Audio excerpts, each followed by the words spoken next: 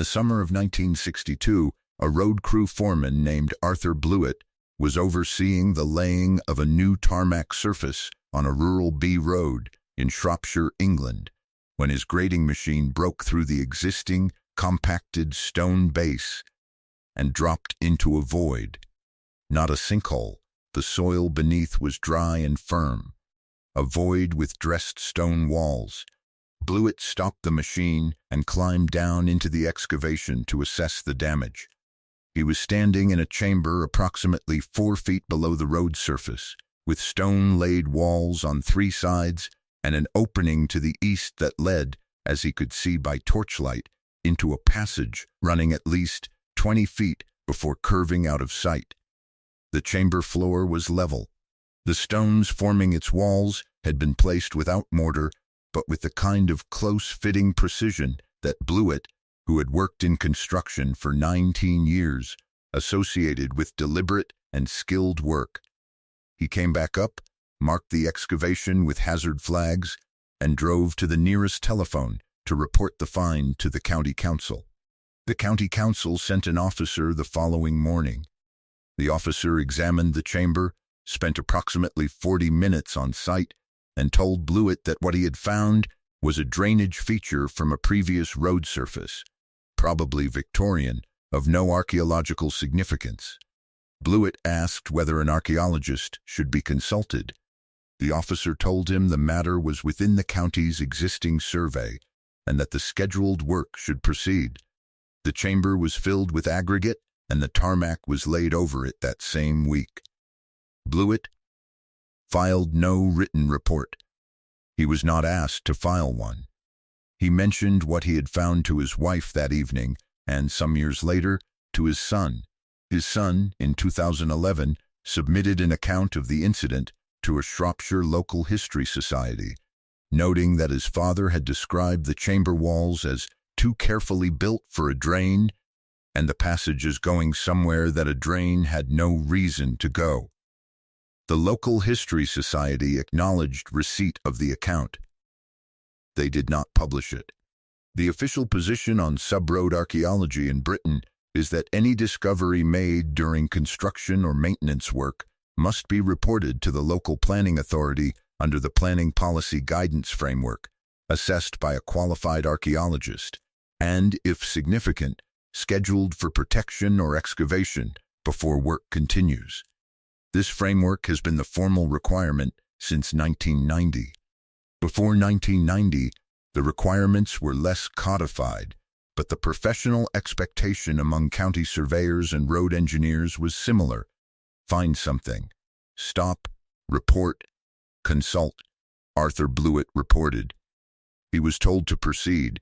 What the official framework cannot account for, what it has never accounted for, not in 1962 and not since, is the gap between the requirement to report and the decision made after reporting, because the requirement to report does not specify what the decision must be, and the decisions made, in case after case across the road building and widening programs that resurfaced rural Britain between roughly 1920 and 1980, followed a pattern that is visible only if you look at enough of the individual cases together. The pattern is not complicated.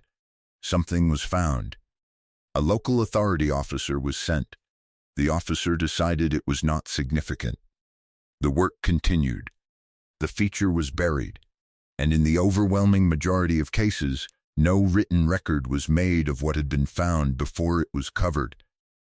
Before we go further, if buried investigations like this are the kind of thing you want more of, hit subscribe so the next one finds you when it drops.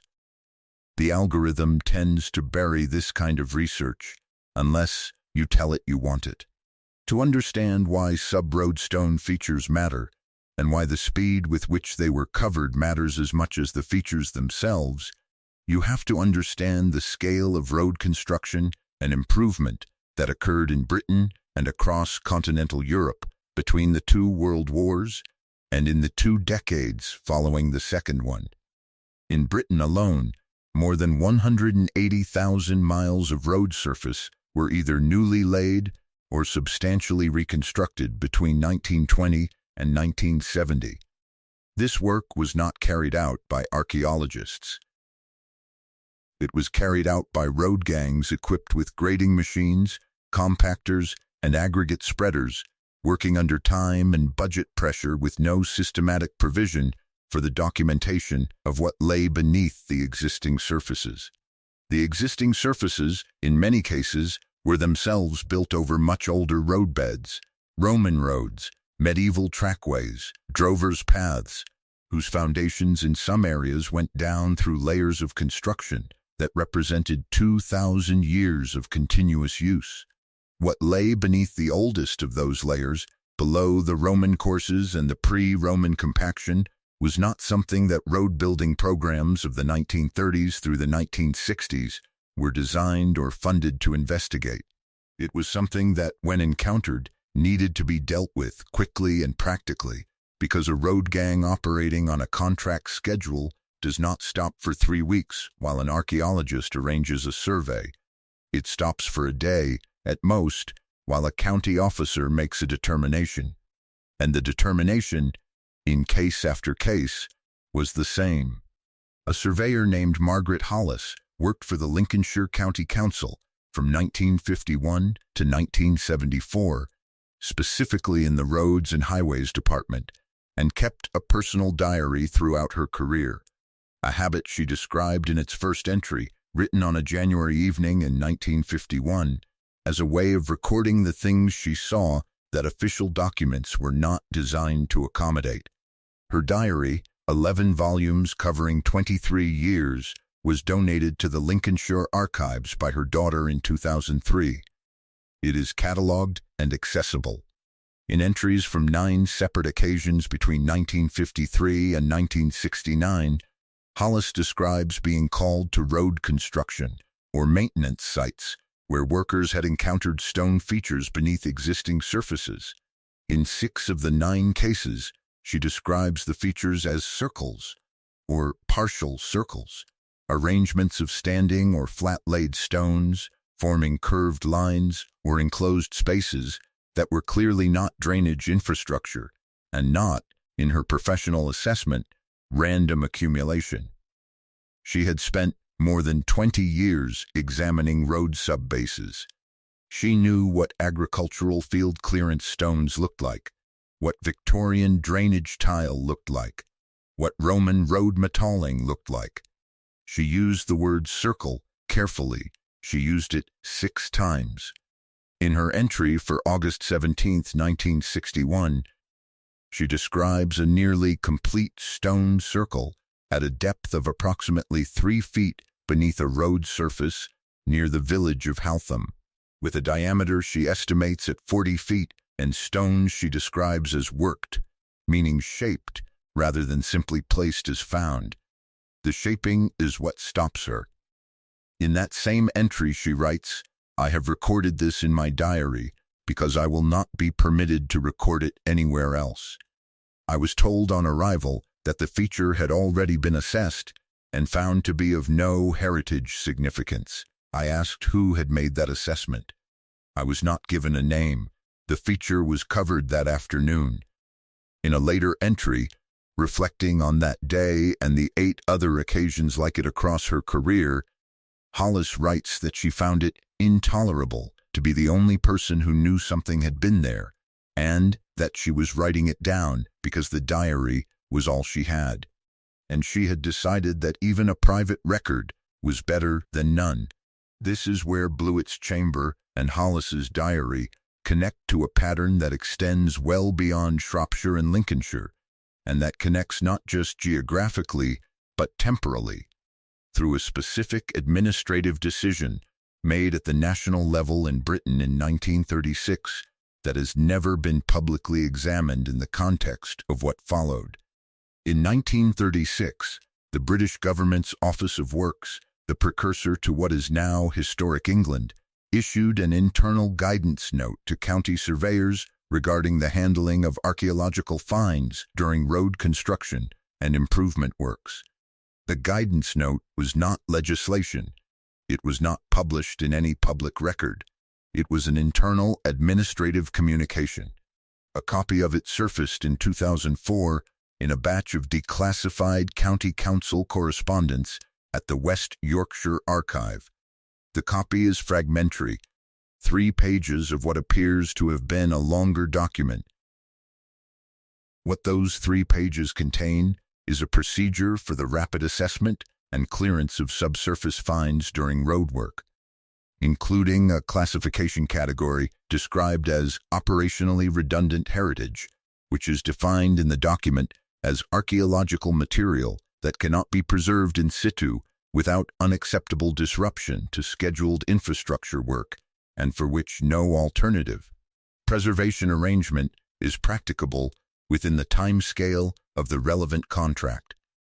The classification procedure, as described in the 3 surviving pages, authorizes a county officer, not an archaeologist, a county officer, to make that determination unilaterally and to authorize resumption of work without further consultation. The guidance note's author is not identified in the surviving pages. The document reference number does not correspond to any item in the publicly available Office of Works catalog for the 1930s. The West Yorkshire Archive has catalogued the 3 pages as a document of uncertain provenance. They have been examined by 1 researcher since their discovery. In 1973, a road widening project on a secondary route in County Clare, Ireland, exposed what a local schoolteacher named Samus Merchada, who was passing in his car and stopped to look, described in a letter to the Irish Times as an unmistakable stone circle of considerable age, exposed by the roadworks to a depth sufficient to show at least 8 upright stones, and the beginnings of a curved bank between them. Merchada's letter was submitted to the Irish Times on July 23, 1973. It was not published. He submitted it again 2 weeks later. It was again not published. He submitted a shorter version to a local Clare newspaper. That paper published a 1-paragraph note in its letters section on August 9, 1973, describing the discovery. By the date of publication, the widening work had been completed, and the section of road where the feature had appeared was covered. When Merchada returned to the site after publication, he found fresh tarmac extending over the area he had observed, and no evidence on the surface that anything had been beneath it. He wrote to the Irish Office of Public Works. He received a form letter acknowledging his concern and noting that all heritage features identified during road construction were subject to assessment under current guidelines. No record of any assessment at that specific site location appears in any Irish heritage database that has been made publicly accessible. Brittany, France, 1967. A maintenance crew resurfacing a departmental road near the town of Carnac, already internationally known as the site of the world's largest megalithic stone alignment.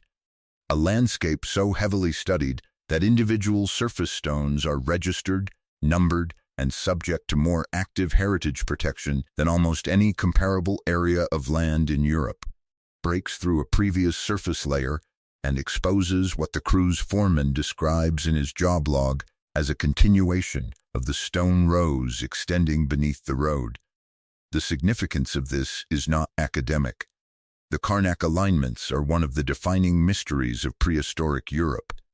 Researchers and archaeologists have spent generations mapping the surface stones, measuring their positions, debating their purpose. The question of where the alignments begin and end, whether what is visible on the surface is the whole structure or only the portion that survived above ground, is a live question in the academic literature. A road foreman's notation identifying a subsurface continuation in an official maintenance log should have been, in any rational heritage management system, the starting point for an immediate investigation. The foreman's notation is in the log because it was the mechanical reason for the surface failure. The stones created a void pattern that destabilized the subbase. It is a practical engineering note. not a heritage claim. The log was filed with the Departmental Roads Authority. A copy reached the Regional Heritage Office. The Heritage Office noted the entry. No excavation was ordered. The road was resurfaced. The continuation of the alignments, if it exists at the depth and position described by the foreman, remains beneath that road surface today, unexcavated and formally unacknowledged. Bavaria, Germany, 1955. Workers preparing the subbase for a new road outside the town of Landsberg encounter a ring of stones at a depth of 2 feet, each stone roughly 4 feet tall and laid on its side, forming a circle approximately 60 feet in diameter. The site engineer halts work for 1 day and contacts the district authority. The district authority sends a representative who is not an archaeologist. The representative spends 2 hours on site. Work resumes the next morning. The site engineer's daily log records the 1-day halt and the representative's visit. It does not record the stones. The district authority's file on the road project contains no reference to the halt or the visit. The site engineer's own copy of the daily log, a carbon he kept, as was standard practice, was found among his papers when he died in 1978. His widow donated the papers to a local archive where they sit uncatalogued. This is not coincidence. This is a pattern. Historic England, the statutory body responsible for the protection of England's historic environment, has never adequately explained why the 9 incidents recorded in Margaret Hollis's diary, in which county council surveyors attended road construction sites and found stone features that were subsequently covered without official record, produced no entries in any county heritage register for the relevant periods and locations. It is never explained why the 1961 Haltham feature described by Hollis, a 40-foot stone circle at 3 feet depth, assessed on arrival and found to be of no significance, covered that afternoon, does not appear in any Lincolnshire Sites and Monuments record entry for the parish, despite the fact that an official determination of no heritage significance is itself a recordable administrative event that should produce a file. It has never explained why the Carnac road foreman's 1967 log notation describing a subsurface continuation of the world's most studied megalithic alignment produced no archaeological response from the Regional Heritage Authority that received a copy of that log, in a region where every surface stone within miles is registered, protected, and subject to more heritage oversight than almost any comparable area of land in Europe. Why would a county officer travel to a construction site, spend 40 minutes in a chamber with dressed stone walls and a curving passage, and determine on the spot and without consultation that the feature has no archaeological significance, when the professional framework he operates under defines the entire purpose of his role as ensuring that such determinations are not made hastily or without qualified assessment? Why would a surveyor with 23 years in the Highways Department record 9 separate incidents of subroadstone features in a private diary specifically because, in her own words, she would not be permitted to record them anywhere else? Why would the continuation of the most famous megalithic site in France, identified by its own county's road authority in an official job log, not produce a single official archaeological response? The honest answer is that we do not know with certainty what is beneath the rural road network of Britain, France, Germany, and Ireland. What we know is that the scale of road construction between 1920 and 1980 was sufficient to encounter and to bury whatever had survived beneath those surfaces for centuries or millennia. What we know is that the reporting mechanisms that existed were consistently used to justify burial rather than investigation. What we know is that the people who saw these features, a foreman, a surveyor, a school teacher, a site engineer, recorded them in private diaries, in letters to newspapers, in personal copies of work logs, specifically because the official channels they used produced no official record. The pattern is not one of accident or oversight. It is one of speed. Things were covered quickly, not because the road schedule demanded it. A 1-week delay costs money, but it does not end careers.